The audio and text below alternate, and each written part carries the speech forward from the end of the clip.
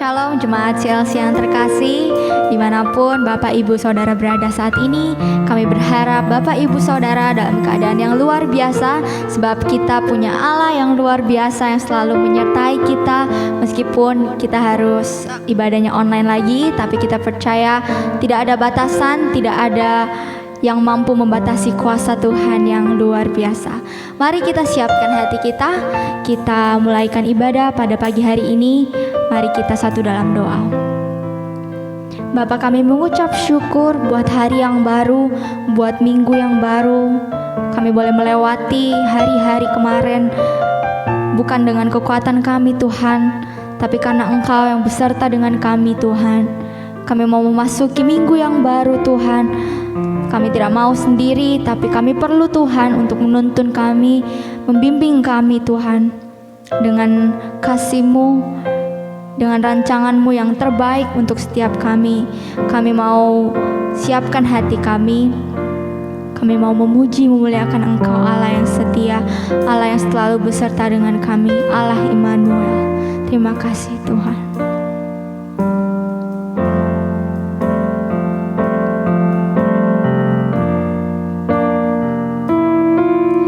Bapakku datang dan berserah, ku nyatakan Kau yang berkuasa dalam gelap, Kau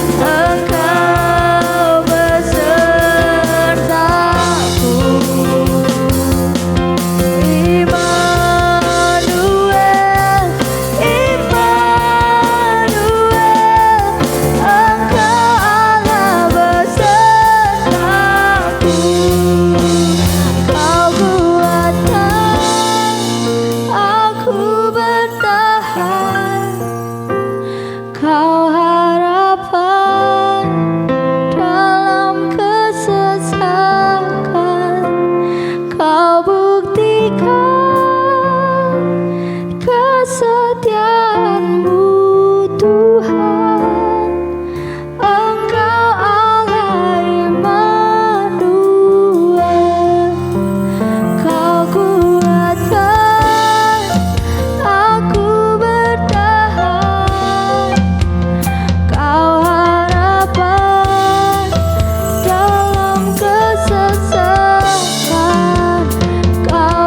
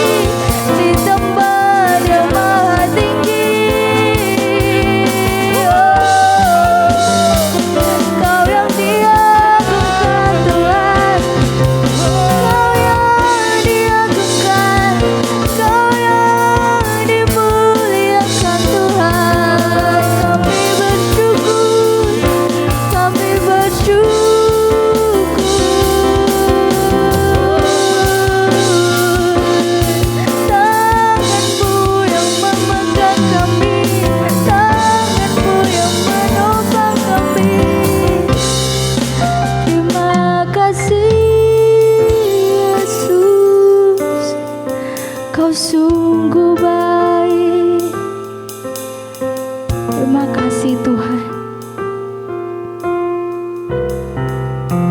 Kau Allah yang selalu setia buat setiap kami Tuhan. Ampuni kami, maafkan kami Tuhan. Kalau seringkali kami yang menyakiti hati-Mu, kalau seringkali kami yang mengecewakan-Mu Tuhan, tapi Kau yang selalu membuka tangan-Mu dengan lebar, menyambut kami dengan cinta-Mu, dengan kasih-Mu. Kami selalu tenang dalam Engkau, Yesus. Terima kasih Tuhan.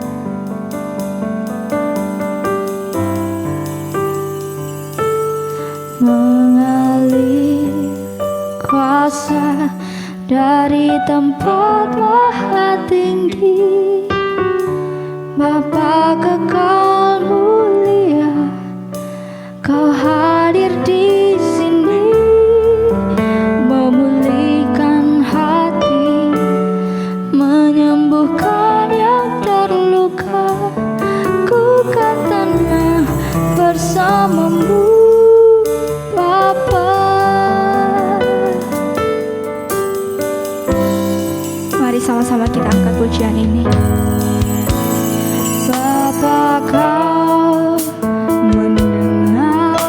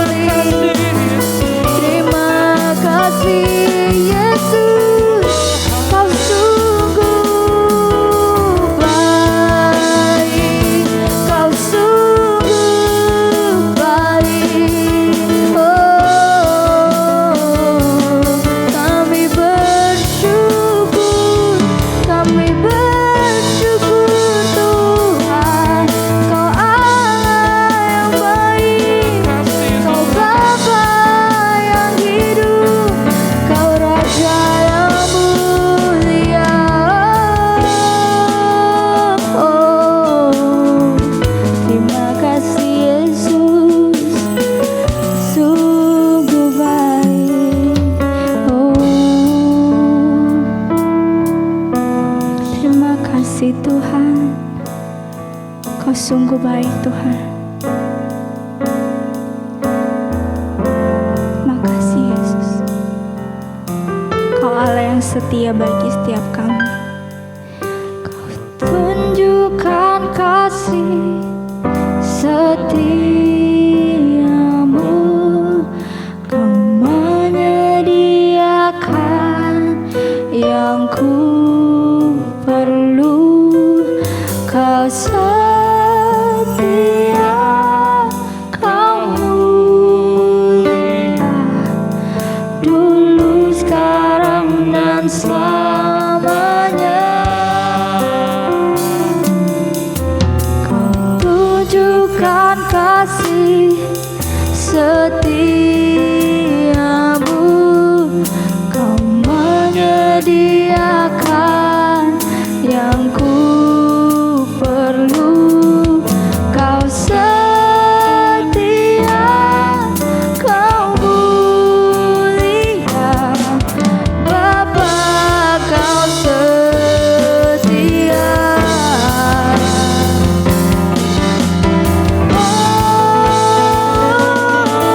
Kau tunjukkan kasih setiamu, Kau menyediakan yang ku perlu. Kau setia, Kau mulia, dulu, sekarang, dan selamanya. Kau tunjukkan kasih setiamu, Kau menyediakan yang ku perlu. Kau setia, Kau mulia, Bapa, Kau setia. Kau setia, Kau mulia, Kau setia, Kau mulia, Kau setia, Kau mulia, Bapa, Kau setia. Berikan suara-suara kemuliaan yang terbaik bagi Tuhan. Shalom Jemaat GBI CLC Donggala, bersyukur buat waktu dan kesempatan yang diberikan buat saya untuk kembali melayani Bapak Ibu lewat kebenaran firman Tuhan. Terima kasih buat Ibu Gembala yang sudah mempercayakan saya pada minggu ini untuk berbagi kebenaran firman Tuhan. Sebelum kita akan mendengarkan kebenaran firman Tuhan, mari kita berdoa bersama-sama. Bapa, kami bersyukur buat kasih setiamu. Kami mengucap syukur buat kesempatan terbaik dari surga untuk kami bisa bersekutu dengan Engkau meskipun secara online. Hamba berdoa buat setiap kami yang akan mendengarkan kebenaran firman Tuhan ini. Tolong berikan kami telinga seorang murid, hati sebagai hamba, supaya ketika kami mendengarkan kebenaran firman Tuhan ini, kami belajar menerima dengan kerendahan hati. Kami belajar untuk melihat bahwa Tuhan sementara memperbaiki hidup kami. Kami belajar melihat bahwa Tuhan sementara membawa kehidupan rohani kami untuk naik level lebih tinggi kami. Ajari kami untuk merespon kebenaran firman Tuhan dengan hormat dan menghargai Engkau, Tuhan. Terima kasih pengurapan-Mu ada atas kami semua saat siang hari ini, Tuhan. Urapi hamba-Mu yang akan menyampaikan kebenaran firman-Mu. Hamba tidak memiliki kelebihan apa-apa. Hamba hanyalah alat yang Engkau izinkan untuk membagikan kebenaran firman Tuhan ini. Terima kasih, Tuhan. Kami mengucap syukur dalam nama Tuhan Yesus Kristus kami berdoa. Amin. Nah, Bapak Ibu, selama minggu ini kita masih akan terus belajar tentang pola pikir seperti Kristus. Nah, pada saat siang hari ini saya akan menyampaikan kebenaran firman Tuhan. Saya menggunakan PowerPoint supaya kita sama-sama bisa membaca kebenaran firman Tuhan, dan setiap poin-poin yang akan saya share nanti pada share screen, Bapak Ibu bisa melihatnya. Kita tahu bersama bahwa ini bukan hal yang mudah di hari-hari terakhir ini ya. Meskipun pada awalnya kita sudah melihat COVID sudah menurun, tapi rupanya belakangan ini saya dengar di Palu banyak yang kena. Tapi saya menghimbau buat seluruh jemaat GPI CLC Donggala, mari kita punya pola pikir seperti Kristus. Orang-orang yang punya pola pikir seperti Kristus tentunya akan memiliki pikiran yang positif. Baik, Bapak Ibu, tema khotbah kita adalah The Serving Mind. Nah, kenapa gereja Bapak Ibu selama beberapa minggu ini bicara tentang pola pikir seperti Kristus, pola pikir seperti Kristus. Kita tidak bisa pungkiri dengan keadaan yang di sekitar kita itu sangat mempengaruhi cara kita berpikir, dan keadaan di sekitar kita bukan hanya mempengaruhi cara kita berpikir, tapi mempengaruhi juga keadaan hati kita. Tahukah Bapak Ibu, ketika kita berpikir salah, maka tindakan kita akan salah, keputusan kita akan salah. Itu sebabnya kita akan terus belajar bagaimana kita memiliki pola pikir seperti Kristus. Kita akan membaca satu kebenaran firman Tuhan dalam Kolose pasal 3 ayat 23. Dikatakan, apapun juga yang kamu perbuat, perbuatlah dengan segenap hatimu seperti untuk Tuhan dan bukan untuk manusia.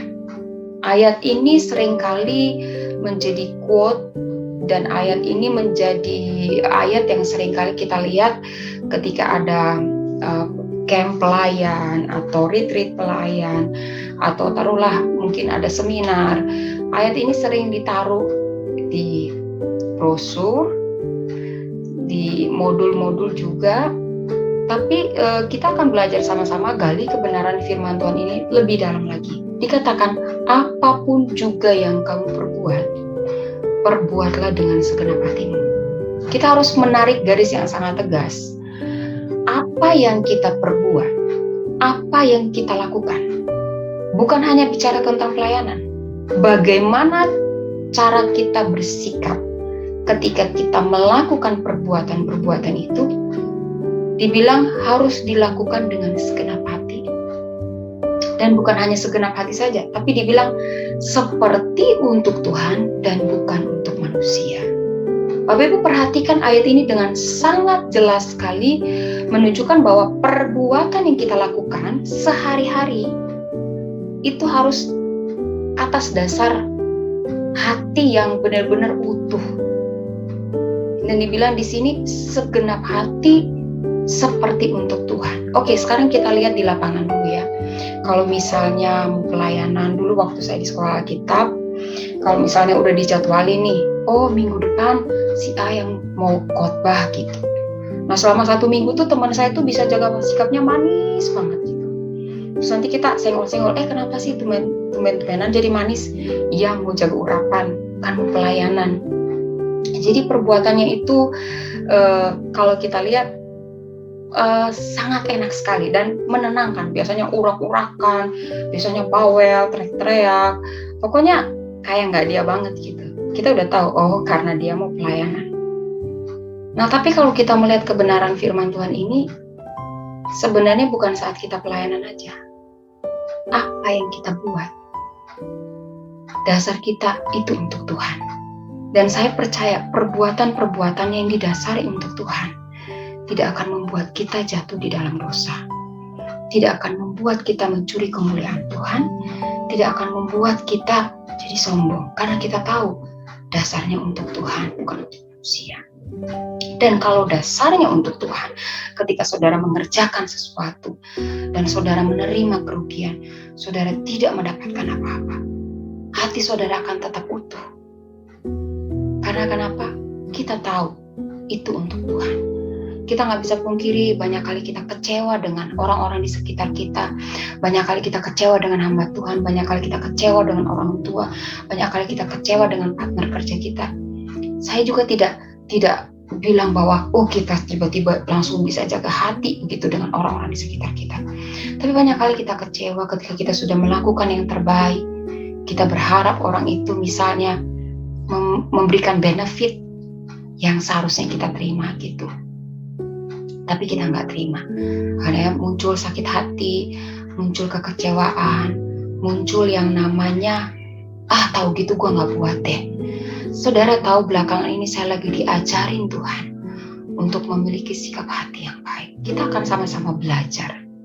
Saya ketika mempelajari kebenaran firman Tuhan ini, sebelum Bapak Ibu ditegur, saya sudah terlebih dahulu ditegur.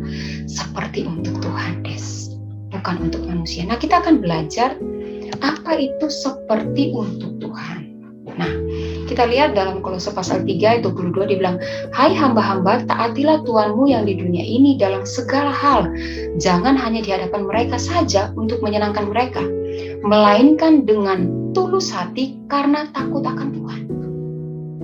Kalau kita lihat tadi di Kolose pasal 3 ayat 23 dibilang segenap hati. Nah, kalau kita lihat naik ke atas ayat 22 dibilang tulus hati karena takut akan Tuhan. Jadi ternyata untuk bisa melakukan seperti untuk Tuhan itu perlu yang namanya segenap hati dan tulus hati. Kita akan belajar sama-sama apa artinya tulus hati. Saya coba cari dari bahasa asli, ternyata kata tulus dari bahasa asli ya, terjemahannya itu tidak pura-pura, tidak ada agenda pribadi, dan murah hati. Kita akan belajar soal tidak pura-pura. Kita ketemu dengan banyak pelayan ketika sudah ada di atas mimbar, banyak sekali mereka yang pura-pura gitu. Semua. Bisa saja itu WL-nya, bisa saja itu singernya, bisa saja itu pemain musik. Pura-pura menyembah, pura-pura seperti dilawat Tuhan, pura-pura sepertinya lagi semangat ini pelayanan. Padahal sebenarnya tanpa disadari itu hanya topeng gitu. Kenapa saya katakan ini? Karena yang paling banyak kecewa dan rentan dengan kekecewaan biasanya itu pelayan. Kenapa? Ya ini, tidak ada ketulusan.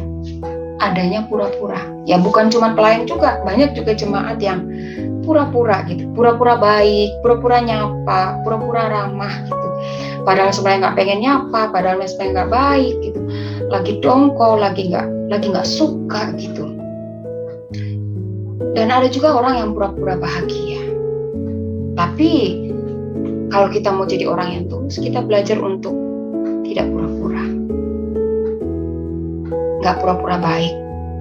Pada saat pelayanan nggak pura-pura diurapi. Nggak pura-pura ngerasain hadirat Tuhan.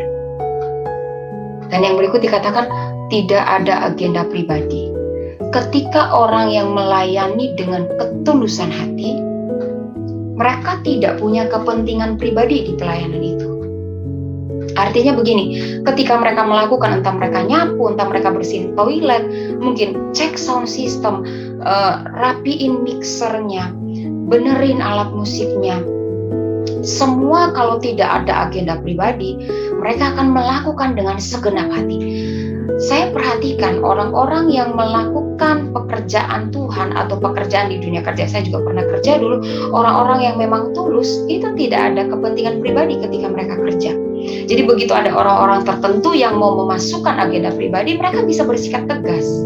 Kalau kita jadi orang yang punya prinsip tidak ada hiding agenda, di kawasan apapun, di kerjaan manapun, termasuk di pelayanan, kita akan jadi orang yang sangat bebas dan sangat merdeka. Karena kita tidak punya kepentingan pribadi di dalamnya. Dan yang berikut, kalau kita lihat dari terjemahan asli kata tulus, ini adalah murah hati.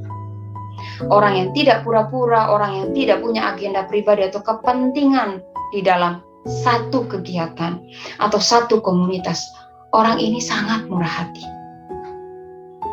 Saudara, saya mau bersaksi ketika saya dan mama saya kena COVID, saya mulai bisa menemukan orang-orang yang selama ini hanya pura-pura baik, orang-orang yang punya kepentingan pribadi, yang mau mengambil keuntungan, orang-orang yang sepertinya murah hati gitu. Tapi saya bersyukur ketika bukan waktu saya ya, tapi ketika mama saya kena COVID dan itu hampir semua tetangga tahu, apalagi kalau di Tentena ya, ditaruh juga di adik saya harus publish di Facebook untuk kasih tahu bahwa oh ya kita tidak positif. Waktu itu kebetulan saya sudah lewat COVID-nya. adik saya pasang itu di hasil antigen negatif, tetap aja gitu orang-orang pada takut. Dan guess what gitu, saudara bisa tebak apa? Orang-orang yang selama ini kita anggap ini orang baik banget, ini orang tulus banget, ini orang kayaknya nggak ada kepentingan dengan kita, ini orang sepertinya murah hati. Tapi cukup dengan COVID, semua terlihat jelas. Ujian-ujian dalam hidup kita, ujian-ujian dalam pelayanan, ujian-ujian di tengah-tengah pekerjaan kita, itu akan menunjukkan siapa Anda yang sebenarnya. Siapa kita yang sebenarnya, itu akan terlihat ketika kita masuk dalam proses itu, ketika kita masuk dalam ujian-ujian itu. Saya sebagai manusia mungkin awalnya saya kecewa, tapi saya bersyukur ternyata hal-hal yang buruk yang kita alami itu menunjukkan bagaimana respon di sekitar kita, dan kita harus belajar untuk kita tidak seperti itu. Mari di tengah-tengah keadaan yang seperti ini, kita jadi orang yang benar-benar tulus di hadapan Tuhan. Pada saat kita melayani, kita tidak pura-pura. Pada saat kita mau senyum, kita nggak pura-pura. Pada saat kita melakukan apa aja di dunia pekerjaan, pada saat engkau menjual di dunia bisnis, usaha toko, atau apapun, tidak ada kepentingan pribadi. Maksudnya kepentingan pribadi yang kita tahu, gue untung. Tidak. Tapi kita tahu ketika kita melakukan itu, kita melakukannya untuk Tuhan, bukan untuk manusia. Jadi dari kata tulus ini kita belajar untuk tidak pura-pura, tidak ada kepentingan pribadi, dan murah hati. Mari kita baca di dalam Efesus pasal 6 ayat 5-8. Hai hamba-hamba, taatilah Tuhanmu di dunia dengan, Bapak Ibu perhatikan, kalau Bapak Ibu bisa perhatikan ayat ini dengan jelas dikatakan, dengan takut dan gentar, dan dengan tulus hati. Versi Kolose juga katakan takut, dan ada kata takut juga. Dan di Kolose juga dibilang tulus hati. Di Efesus juga dibilang tulus hati. Sama seperti kamu taat kepada Kristus. Ayat 6. Jangan hanya di hadapan mereka saja untuk menyenangkan hati orang, tetapi sebagai hamba-hamba Kristus yang dengan segenap hati melakukan kehendak Allah, dan yang dengan rela menjalankan pelayanannya seperti orang-orang yang melayani Tuhan dan bukan manusia. Ayat 8, kamu tahu bahwa setiap orang, baik hamba maupun orang merdeka, kalau ia telah berbuat sesuatu yang baik, ia akan menerima balasannya dari Tuhan. Kita suka ayat 8, menerima balasan dari Tuhan. Tapi kita lupa persyaratannya mulai dari ayat 5, 6, dan 7. Apa saja kriteria supaya kita mendapatkan balasan yang dari Tuhan? Yang pertama, tulus hati. Yang kedua dikatakan segenap hati. Yang ketiga dikatakan rela. Nah, Bapak Ibu yang kekasih, kita harus tahu bersama bahwa untuk melakukan sesuatu, saya minta maaf, kamera saya tidak zoom. Ya, untuk melakukan sesuatu itu dengan tulus hati, segenap hati, dengan rela, itu sekarang mahal. Itu sekarang bukan perkara yang mudah. Sedikit sekali kita ketemu dengan orang yang tulus hati. Saya beberapa minggu yang lalu ada kerjaan, saya harus lihat salah satu toko di Poso, dan waktu saya kerja ada pegawai juga, ada pegawai yang bantuin. Pegawai ini ngobrol sama saya, dia bilang gini, Ci Desi, kita kan kalau namanya pegawai baru masuk tuh kan harus rajin, harus pinter ambil hati bos gitu. Itu dia ngomong kayak gitu. Saya tanya kenapa? Ya iya, supaya maksudnya kesan pertama tuh, oh anak ini baik. Ya enggak, betul enggak kayak gitu? Terus saya bilang, harusnya enggak seperti itu. Kalau standar manusia iya sih. Pura-pura tulus hati, pura-pura rajin, pura-pura bersih, pura-pura on time gitu. Ya, kita ketemu dengan banyak orang yang kalau awal-awal tuh menggebu-gebu, waduh, dengan segenap hati, hujan badai, hayo hajar. Tapi sebulan, 2 bulan, mungkin 3 bulan, nah ketahuan yang sebenarnya. Sulit untuk kita ketemu dengan orang yang tulus hati, segenap hati, rela gitu.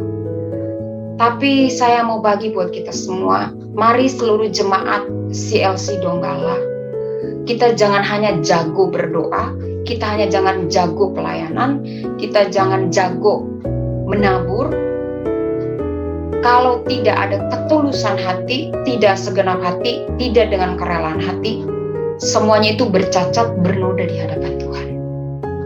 Jadi standar kita apa nih? Barometer kita apa nih ketika kita di dunia kerja, di dunia usaha, di dunia pelayanan?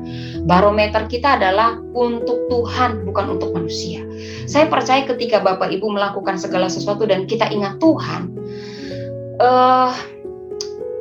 untuk potensi untuk kita melakukan hal yang curang, potensi untuk kita melakukan hal-hal yang tidak baik, yang berbau dosa, itu kecil sekali. Justru sebaliknya, ketika kita mengingat Tuhan, kita akan terus melakukan dengan ketulusan hati, dengan segenap hati, dengan rela.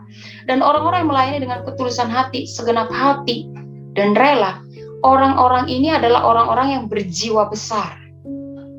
Orang yang bermental kecil, berjiwa kecil, tidak akan mampu melayani, tidak akan mampu bekerja dengan tulus hati, segenap hati, dan rela.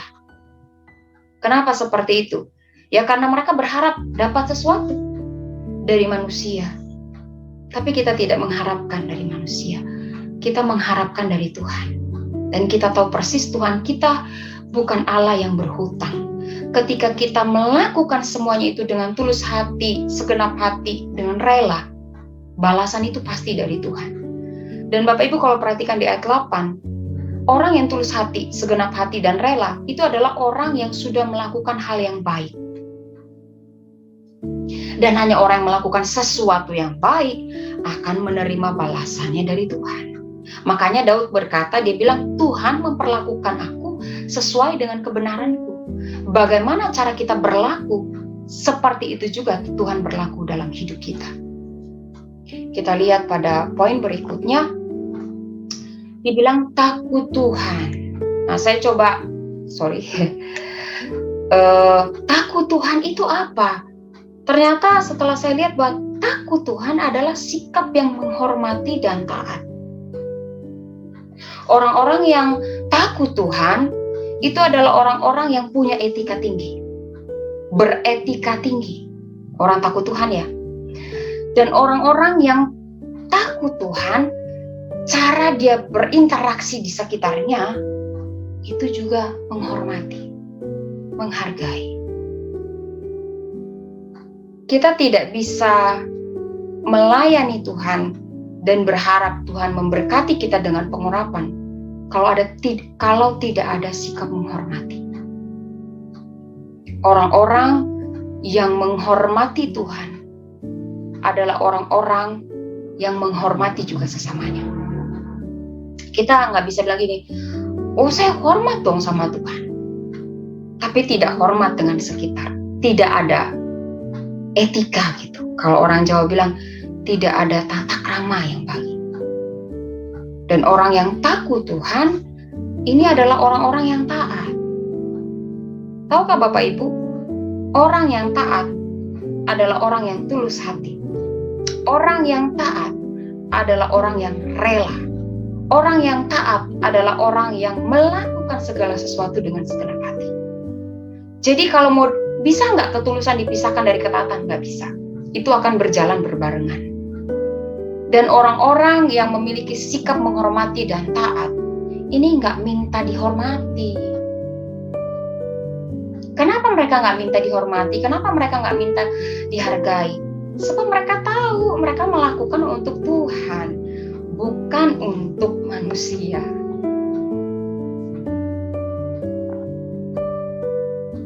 Saya tulis di sini hanya orang-orang yang tulus hati melayani dan menghormati Tuhan yang mendapatkan upah di kekekalan.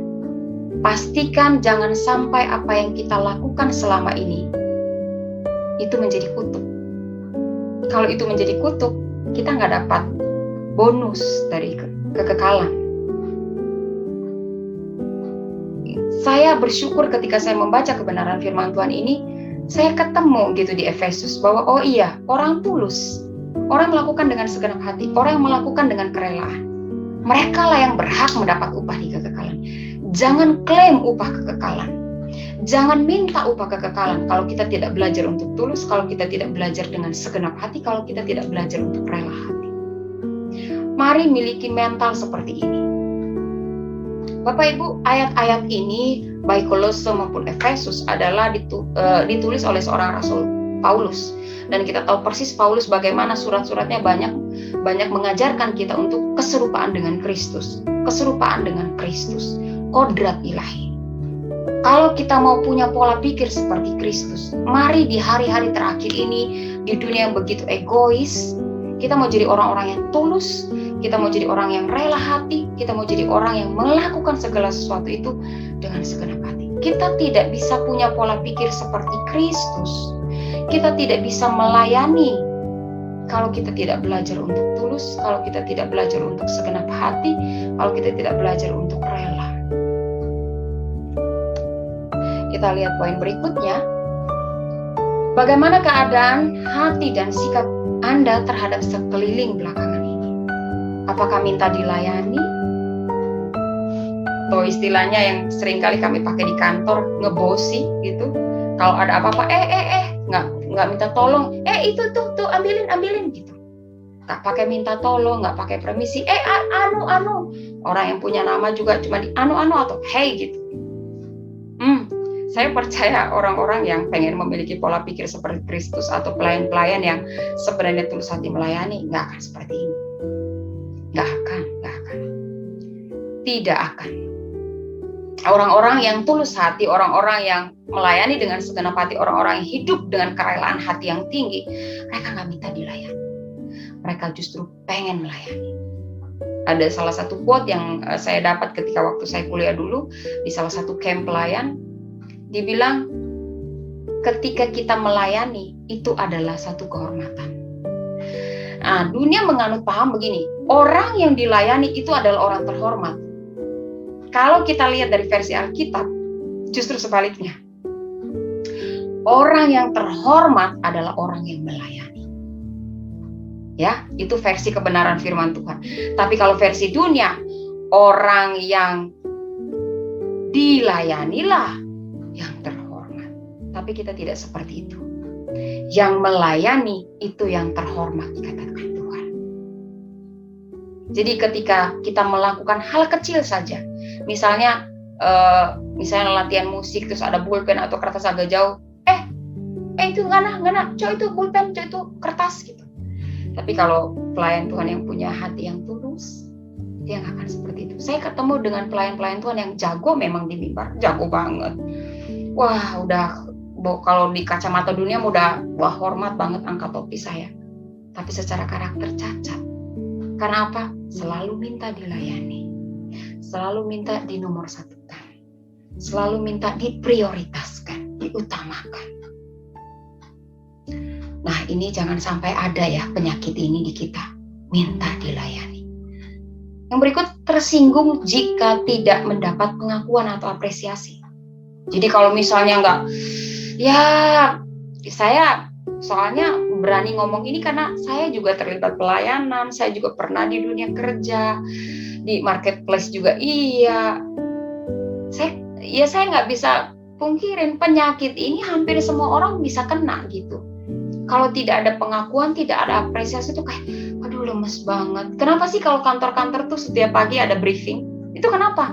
Supervisornya atau manajernya itu, ayo come on, semangat, kita harus melakukan lebih baik, come on, you can do it, yes I can do it, disemangatin waktu briefing. Nah, nanti kalau udah selesai, biasa kami ya, kalau udah selesai mau pulang, udah mau waktunya pulang kantor gitu, meeting lagi, wah kerjaan hari ini bagus sih, kamu, kita kasih applause ya memang, kita nggak bisa menutupi itu standar di perusahaan-perusahaan yang dipakai supaya karyawannya termotivasi untuk kasih effort yang lebih, kasih kerjaan yang lebih, pencapaian lebih. Karena apa? Akan ada award gitu, penghargaan, apresiasi. Wah, dia bagus ya, targetnya nyampe nih. Itu cara dunia treatment kita loh. Kalau kamu melakukan ini melebihi batas, over limit, wah, tahu nggak? Kamu akan dapat apresiasi. Kamu akan diundang ke sana sini. Ini dapat penghargaan. Dia capai bonus sekian. Wah. Itu cara dunia treatment. Akhirnya apa? Mental kebanyakan orang haus dengan pengakuan, haus dengan apresiasi. Kalau nggak dapat, gimana biasanya? Nggak nggak mau di situ lagi deh. Sudahlah, nggak usah terlalu berlebihan. Kalau misalnya contoh nih ya, Bapak Ibu, misalnya ketika melakukan sesuatu, bos belum datang, pengen buat sesuatu nih. Terus waktu bos datang, nengok aja enggak, nyapa aja enggak, terus udahlah, nggak usah deh, nggak usah buat kayak gitu. Nah, itu bahaya sekali gitu.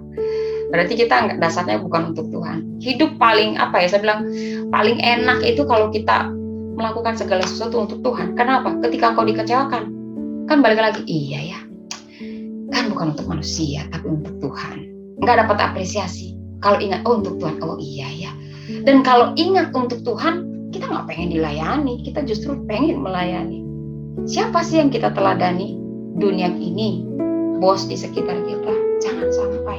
Yang perlu kita teladani adalah Tuhan Yesus, yang walaupun dalam rupa Allah, tidak menganggap kesetaraan itu sebagai milik yang harus dipertahankan, mengosongkan diri, mengambil rupa seorang manusia, bahkan mati sampai di atas kayu salib. Siapa pemimpin yang mau diperlakukan sehina ini? Tidak ada. Hanya Tuhan. Kenapa Tuhan Yesus bisa sampai di titik seperti itu? Karena dari awal Yesus sudah menetapkan hatinya, aku datang bukan untuk dilayani, tapi untuk melayani. Dan ini jangan hanya jadi slogan saja. Nah, biasanya orang-orang yang tidak mendapat pengakuan atau nggak dapat apresiasi, orang jadi cuek. Udahlah, nggak usah deh gitu. Biasanya tadi buru-buru, kemas-kemas, rapi-rapi. Biasanya tadi udah before time, ternyata nggak ada apresiasi. Udah, nggak usah deh. Apakah belakangan ini Bapak Ibu hampir-hampir mau cuek gitu? Jangan berhenti. Ingat ya, kita melakukan untuk Tuhan, bukan untuk manusia. Kita mau punya pola pikir the serving mind, punya pola pikir melayani, bukan dilayani. Mari saat ini sama-sama kita mau ngerenungin apa yang sudah kita lakukan belakangan ini. Apakah itu benar-benar lahir dari the serving mind untuk melayani Tuhan dengan ketulusan hati, segenap hati, kerelaan hati, atau hanya untuk pencapaian diri kita sendiri. Saya menghimbau buat seluruh jemaat CLC Donggala, pesan firman Tuhan saat siang hari ini jangan hanya lewat begitu saja. Mari kita koreksi belakangan ini bagaimana keadaan hati kita, bagaimana sikap kita. Apakah kita jadi orang yang sangat ngebosi? Bapak Ibu tahu ketika kita jadi orang yang sangat ngebosi, kita akan membuat orang-orang di sekeliling kita tersakiti. Kita membuat orang-orang di sekeliling kita nggak pengen dekat-dekat dengan kita. Kita jadi buat orang-orang di sekeliling kita nggak nyaman gitu. Mereka nanti akan ngomong, si bos sudah datang, bos gitu. Jangan. Saya rindu kita menyandang predikat seperti Triwira Daud. Sekalipun nyawa mereka jadi taruhan, padahal Daud itu haus. Ini sederhana banget. Daud tuh haus, pengen minum gak ada air. Triwiranya langsung lagi, oke, kita akan ambilin. Mereka menerobos masuk di daerah kekuasaan orang Filistin itu. Mereka ngambil dari sumur itu. Dan waktu Daud tahu hal itu, Daud, saya nggak bisa minum ini. Daud persembahkan itu sebagai korban curahan di hadapan Tuhan. Mungkin ya memang Bapak Ibu pikir gini, gembala saya nggak memperhitungkan itu.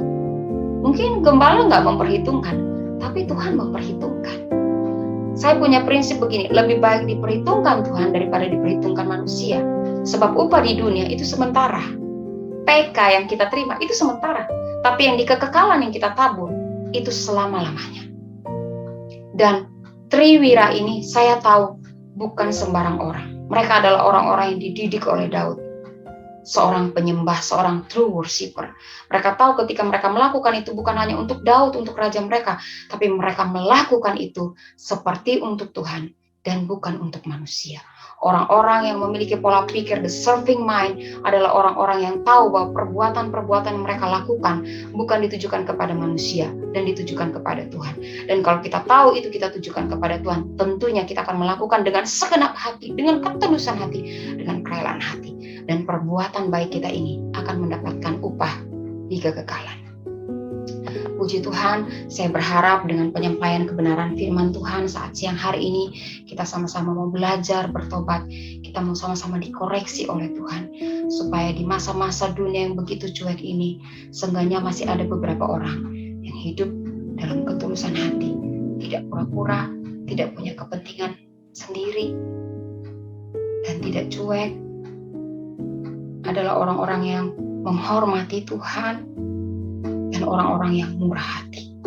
Saya percaya GBIC LC Donggala akan bertumbuh dalam pola pikir Kristus kalau kita belajar untuk taat. Terima kasih, Tuhan Yesus memberkati. Shalom buat kita semua.